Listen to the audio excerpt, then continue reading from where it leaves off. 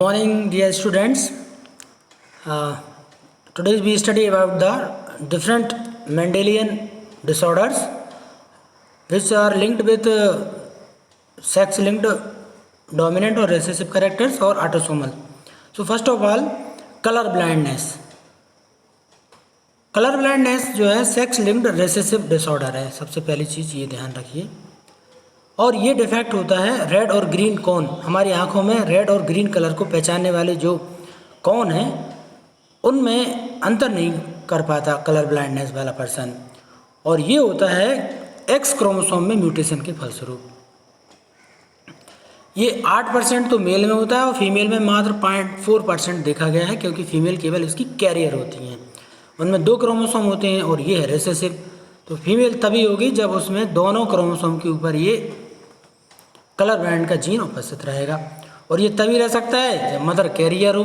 ये मान लो मदर से आया, ठीक है, और फादर जो है वो कलर ब्लाइंड हो, ये फादर से आया। इस स्थिति को छोड़ के कभी भी फीमेल कलर ब्लाइंड नहीं होगी। ये वाली स्थिति जो रहेगी ये केवल कैरियर वाली स्थिति रहेगी। तो ये हो गया कलर ब्लाइंड वाला यानी अफेक्टेड फीमेल, और ये है नॉर्मल बट कैरियर फीमेल। तो ये चीज़ इसमें कलर ब्लाइंडनेस में देखी जाती है। मेल अपने जो कैरेक्टर्स रहते हैं वो अपनी लड़कियों में, और जो माताएं रहती हैं वो अपनी लड़कों में ये कैरेक्टर्स को ट्रांसफ़र करते हैं। यहाँ ध्यान से देख लीजिए आप, एक हम स्टडी करके देख रहे हैं कि ये जो मदर है वो कैरियर है और इसका जो बच्चे का फादर है वो नॉर्मल है। उस स्थिति में यदि हम देखेंगे तो क्या होगा, ये कैरियर गर्ल रहेगी, है ना, कैरियर रहेगी, और ये जो रहेगा ये कलर ब्लाइंड रहेगा।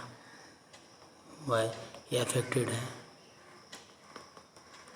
और ये नॉर्मल है, ये लड़की जो है वो नॉर्मल है, और ये वाला जो रहेगा चौथा ये नॉर्मल रहेगा। यानी टोटल 50% बच्चे नॉर्मल हैं, 50% जो है वो उनके अंदर जीन है, ठीक है। लड़कियों की जहाँ तक बात करें तो लड़कियों में 50% जो है वो है तो 100% कैरियर, लेकिन लड़कियाँ 50% क्या हैं, ये नॉर्मल भी हैं और 50% कैरियर। लड़कों में 50% अफेक्टेड है, 50% नॉर्मल। इस तरह के और भी एक्सरसाइज आप करके देखेंगे तो आपको और अच्छे से समझ में आएगा। कलर ब्लाइंड के जो जीन हैं वो फिर से याद रखिए, फादर से आते हैं ये डॉटर में, ठीक है,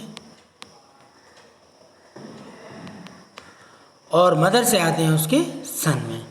हम बात कर रहे हैं अब दूसरा जो हमारा कैरेक्टर है हीमोफीलिया। हीमोफीलिया की बात करें तो हीमोफीलिया भी कैसा है, सेक्स लिंक्ड रेसेसिव डिसऑर्डर है। ये भी बिल्कुल कलर ब्लाइंड जैसे इसकी भी पूरे का पूरा चार्ट बनेगा, ट्रांसमिशन भी उसी तरह से होता है। और क्यों होता है हीमोफीलिया, एक सिंगल प्रोटीन है जो कि ब्लड क्लॉटिंग के लिए कैस्केड फैक्टर में आवश्यक होता है।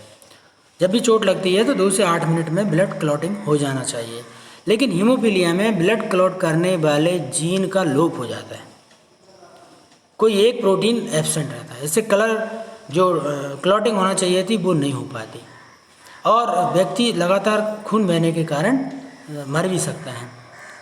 यहाँ भी आप देखेंगे फीमेल जो रहती हैं हेट्रोजाइगस फीमेल कैरियर रहती हैं। ये जो फीमेल रहेगी XHX ये कैरियर है, ठीक है। फीमेल में ये हीमोफीलिया कम होता है, और फीमेल तभी होगी जब उसके पास दोनों एक्स क्रोमोसोम के ऊपर ये हीमोफीलिया का जीन इस तरह से स्थित रहेगा। ये अफेक्टेड फीमेल है हीमोफिलिक, और ये जनरली ज़्यादा दिन तक जिंदा नहीं रहती। क्यों नहीं रहती, क्योंकि मेंस्ट्रुएशन साइकिल के दौरान जब भी ब्लीडिंग होती है तो नॉर्मली क्लॉटिंग नहीं हो पाती, और फर्स्ट MC के टाइम पर ही ये इस तरह की लड़कियां जो हीमोफिलिक रहती हैं वो ख़त्म हो जाती हैं।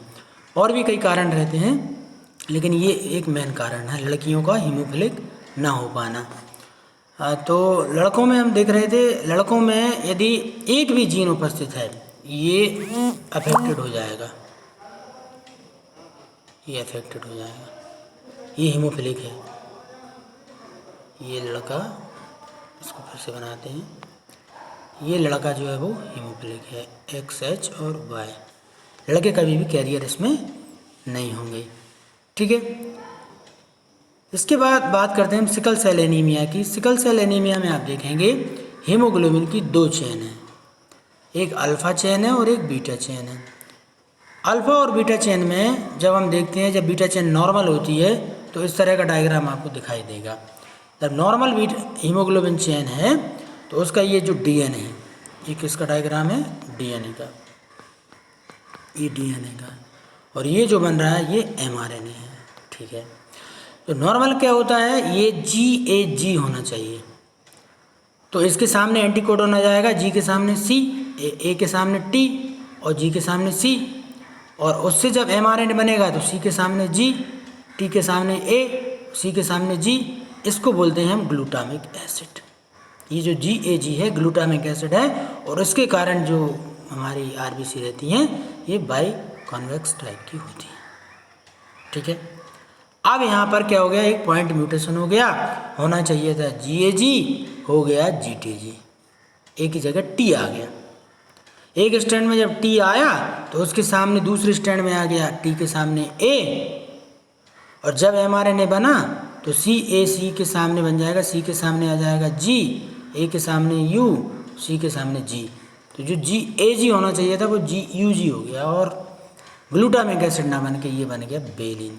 और जब भी बेलिन बनता है तो ब्लड वेसल्स जो रहती हैं, ब्लड आकार वेसल्स, ये हंसियाकार हो जाते हैं। तो एक तरह से ये देखें तो इसमें क्वालिटी गड़बड़ हो गई है, क्वालिटेटिव डिफेक्ट है ये जीन का। क्या क्वालिटी चेंज हो गई है, गोलाकार होना चाहिए थी RBC, वो अब जो है हंसियाकार हो गई हैं। इसके कारण क्या हुआ, इसके कारण ये हुआ कि जितनी गोलाकार जगह में ऑक्सीजन बनना चाहिए थी उतनी ऑक्सीजन यहाँ पर नहीं बन पा रही है, और इसके कारण ये कहलाएगी कंडीशन एनीमिया, एनीमिक कंडीशन कहलाएगी, और इसी को हम सिकल सेल एनीमिया कहते हैं।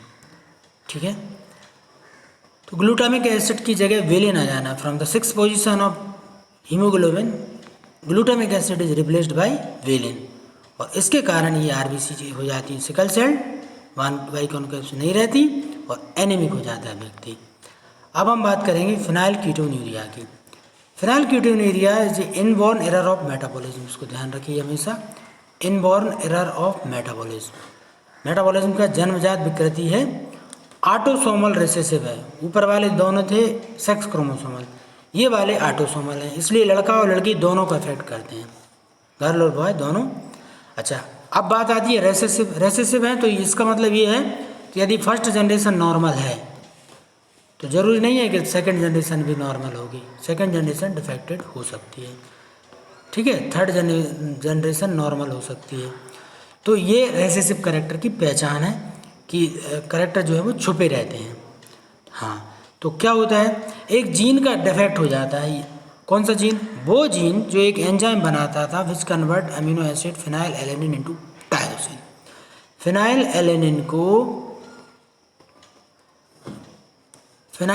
एलेनिन को टायरोसिन में बदलने वाला एंजाइम एब्सेंट है। फिनाइल एलेनिन जो है टायरोसिन में बदलना चाहिए था, ये एंजाइम की उपस्थिति में टायरोसिन बनता।